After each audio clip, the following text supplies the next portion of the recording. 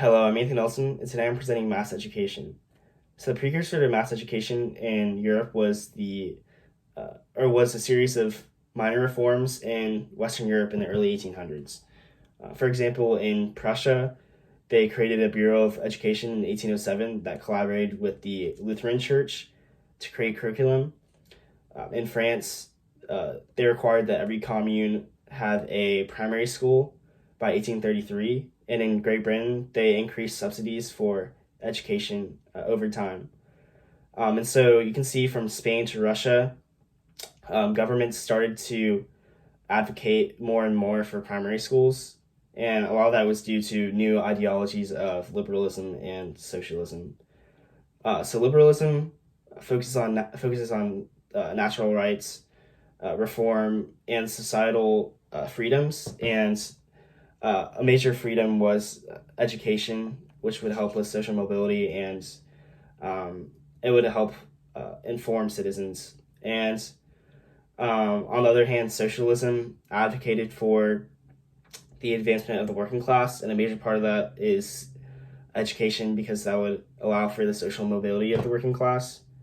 And so, whether it be Disraeli and Gladstone in the expanded government, expanded democracy in Great Britain, or the Democratic Social Party in Germany, you can see sweeping legislation and reform across Europe that focused on uh,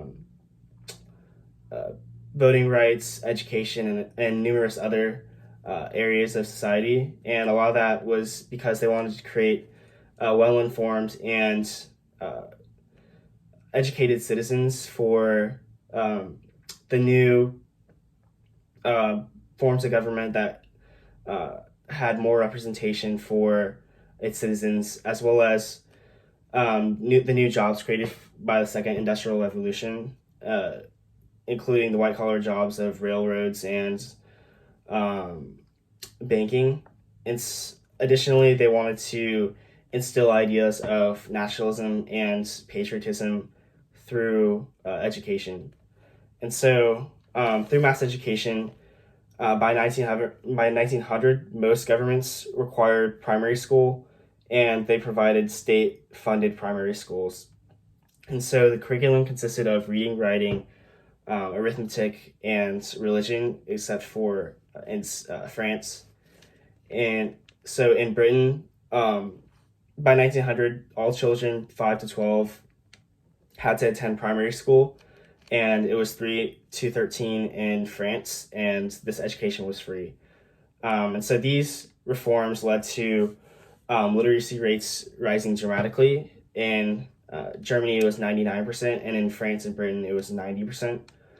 Um, and on the other hand, in Eastern Europe, um, they were a little bit slower to start with education reform um, because they still had uh, education systems run by the church.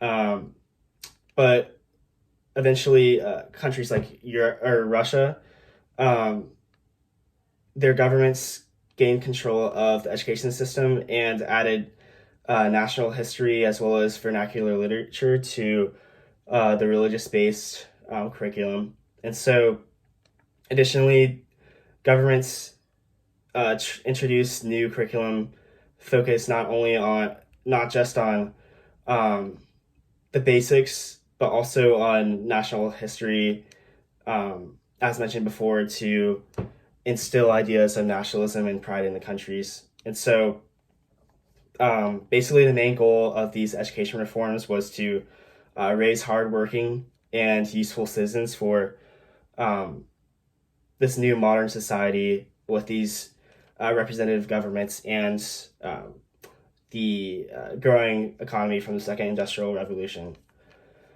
And moving on, secondary schools were still limited to upper classes, mainly the professional classes, um, and like I said, for upper classes. And so they taught science, medicine, law, theology, and these students moved on to universities and it led to, and they became the leaders of the nation. And so, although the secondary schools were closed off to a lot of the middle and lower classes, um, these or the era of mass education led to increased educational opportunities for women and lower classes, and it also opened up new jobs in education. And so overall, mass education helped develop individuals, and it allowed working classes to make impressive gains in society. And mass education was at the forefront of a new modern society, and um, it led to new technological innovations as well as mass culture um, uh, in the time before World War One. So yeah, that's mass education.